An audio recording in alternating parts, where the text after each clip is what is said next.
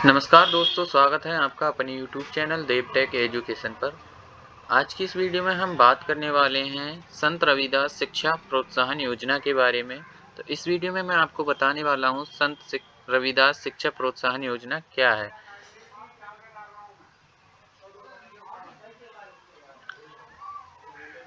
तो दोस्तों, अगर आप भी उत्तर प्रदेश के निवासी हैं और आप एक श्रमिक परिवार से हैं और आप अपने बच्चों की पढ़ाई को लेकर चिंतित हैं, तो चिंता करने की बिल्कुल भी आपको ज़रूरत नहीं है, क्योंकि ये वीडियो आपकी सारी चिंताएं को ख़त्म कर देगा। इस वीडियो को लास्ट तक ज़रूर देखें और वीडियो को बिना स्किप किए देखें। तो दोस्तों, आप एक श्रमिक हैं या आप किसी ऐसे व्यक्ति को जानते हैं जिसकी आर्थिक स्थिति बहुत ज़्यादा ख़राब है और वो अपने बच्चों को लेकर पढ़ाई को लेकर बहुत ही चिंतित रहने वाला है, तो वीडियो आपके लिए और उस व्यक्ति के लिए बहुत ही खास रहने वाला है, इसीलिए वीडियो को उसके पास शेयर ज़रूर करें। तो आज हम बात करने वाले हैं उत्तर प्रदेश सरकार की एक बेहद महत्वपूर्ण योजना के बारे में, जिसे कहा जाता है संत रविदास शिक्षा प्रोत्साहन योजना। इस योजना के तहत श्रमिकों के बच्चों को पढ़ाई के लिए 1 लाख तक की सहायता दी जाती है सरकार की तरफ से। जी हाँ, आपने सही सुना, 1 लाख तक की सहायता दी जाती है सरकार की तरफ से। तो सबसे पहले हम बात कर लेते हैं, ये योजना क्या है। तो दोस्तों, आखिर यह योजना है क्या? सबके मन में एक सवाल आता है कि ये योजना आखिर है क्या। तो संत रविदास शिक्षा प्रोत्साहन योजना उत्तर प्रदेश भवन एवं अन्य सन्निमाण कर्मकार कल्याण बोर्ड यूपी BOCW द्वारा चलाई जाती है। इसका सीधा और सरल मकसद है पंजीकृत निर्माण श्रमिकों के बच्चों को उनकी पढ़ाई के लिए आर्थिक सहायता देना। मतलब जिन श्रमिकों का श्रमिक कार्ड बना हुआ है, उन श्रमिकों के बच्चों को 1 लाख तक की पढ़ाई के लिए सहायता करना, ताकि कोई भी बच्चा पैसे की कमी के कारण अपनी शिक्षा अधूरी न छोड़ सके। यह एक तरह की छात्रवृत्ति है जो स्कूल से लेकर उच्च शिक्षा तक के लिए मिलती है। तो दोस्तों, अगर आपके फैमिली में या कोई ऐसा व्यक्ति है आपकी जान पहचान में जिसका श्रमिक कार्ड है और उसको इस योजना के बारे में नहीं पता है, तो उसके पास इस वीडियो को ज़रूर भेजें और उसको इस योजना के बारे में ज़रूर बताएं। अब बात करते हैं, इस योजना का लाभ कौन उठा सकता है। तो इसके लिए हम आपको लेके चलते हैं इसकी ऑफिशियल वेबसाइट पर, जहाँ पर हम इसमें आपको बताएंगे इसकी पात्रता के बारे में। तो दोस्तों, यहाँ पर आप देख सकते हैं, ये है UPBOCW.in वेबसाइट, जो है उत्तर प्रदेश भवन एवं अन्य सन्निवाण कर्मकार कल्याण बोर्ड की श्रम विभाग की ये वेबसाइट है। जो श्रमिक इसमें रजिस्टर्ड हैं, जिनका श्रमिक कार्ड बना हुआ है, वो श्रमिक इस योजना का लाभ ले सकते हैं। तो इस योजना में आप देख सकते हैं, लाभ लेने के लिए ये संत रविदास शिक्षा प्रोत्साहन योजना है। इसका लाभ लेने के लिए यहाँ पर देख सकते हैं पात्रता बताई गई है। बोर्ड में पंजीकृत एवं अद्यतन रूप से सक्रिय हो। मतलब ये है इसका कि आप इस बोर्ड में पंजीकृत हो, आपका श्रमिक कार्ड बना हुआ होना चाहिए और आपका अंशदान भी जमा होना चाहिए, जो इसमें 20 रुपये जमा होते हैं साल के। निर्माण श्रमिक द्वारा पंजीयन के उपरांत कम से कम 1 वर्ष 365 दिन बोर्ड की सदस्यता अवधि पूर्ण कर ली हो। मतलब आपका श्रमिक कार्ड जो है 1 साल पुराना होना चाहिए। और इसमें ऐसे बालक बालिकाओं की आयु प्रत्येक वर्ष की 1 जुलाई को कक्षावार निम्नवत होनी चाहिए।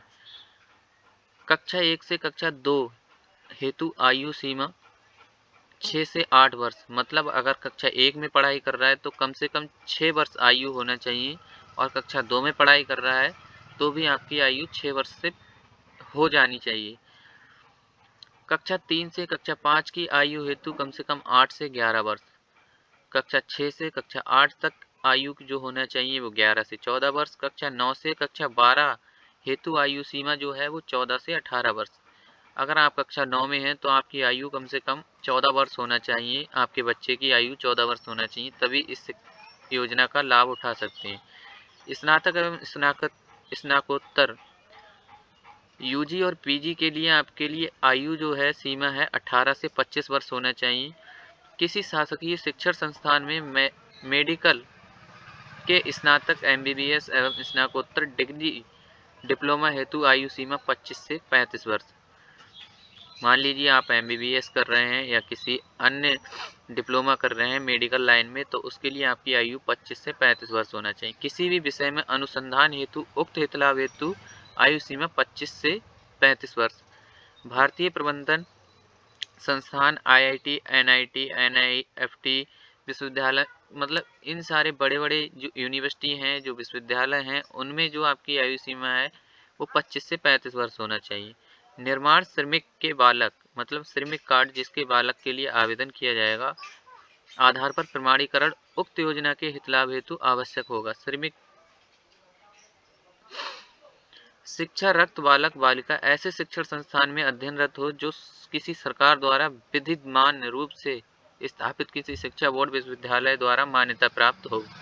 ऐसे स्कूल में आपके बच्चे पढ़ाई कर रहे हैं जो किसी भारत सरकार द्वारा मान्यता प्राप्त है, सरकार के द्वारा मान्यता प्राप्त है, तो ही इसका फायदा ले सकते हैं, इस योजना का लाभ उठा सकते हैं। पंजीकृत निर्माण श्रमिक के अधिकतम 2 संतानों को ही लाभ मिल सकता है। पंजीकृत निर्माण श्रमिक के पुत्र पुत्रियों को कक्षा 9, 10, 11, कक्षा 12 उत्तीर्ण कर लिए अगली कक्षा में प्रवेशित एवं शिक्षारत होने पर विद्यालय जाने हेतु साइकिल क्रय करते हुए उक्त सापेक्ष सब्सिडी प्रदान करने हेतु पत्र भरने होंगे।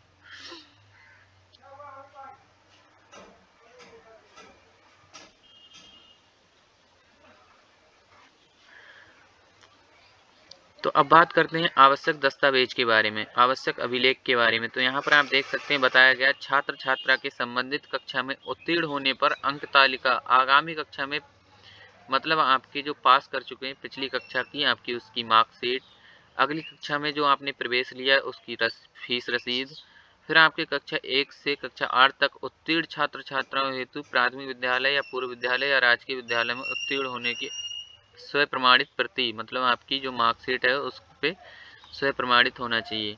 कक्षा 9 से, ये सब कुछ आपकी मार्कशीट के बारे में ही लिखा है यहाँ पर। पिछले 12 महीनों में कम से कम आपने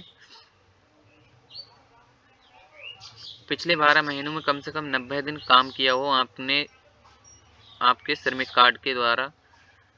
योजना के लाभ के लिए, योजना के अंतर्गत साइकिल प्रदान किए जाने हेतु उत्तीर्ण कक्षा एवं इसी योजना में आपको साइकिल भी प्रदान की जाती है।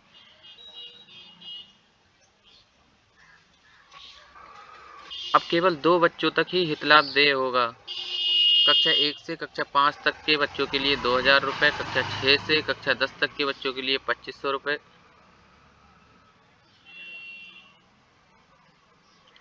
तो यहाँ पर आप देख सकते हैं ये सारी जानकारी यहाँ पर दी गई है, किस व्यक्ति को, किस छात्र को कितना पैसा किस कोर्स में किस चीज़ में दिया जाएगा।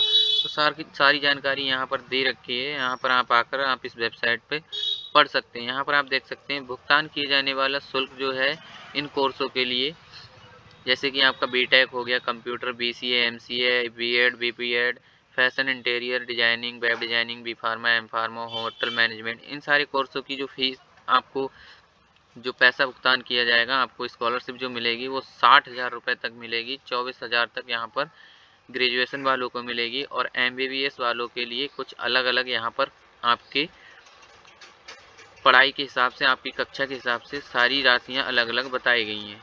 तो दोस्तों, अगर आप भी इस योजना का लाभ लेना चाहते हैं और जानना चाहते हैं इसके लिए आवेदन कैसे करना है, तो वीडियो को लाइक करें, शेयर करें और चैनल को सब्सक्राइब जरूर करें। मिलते हैं एक नई वीडियो में नई इन्फॉर्मेशन के साथ, तब तक के लिए जय हिंद, जय भारत।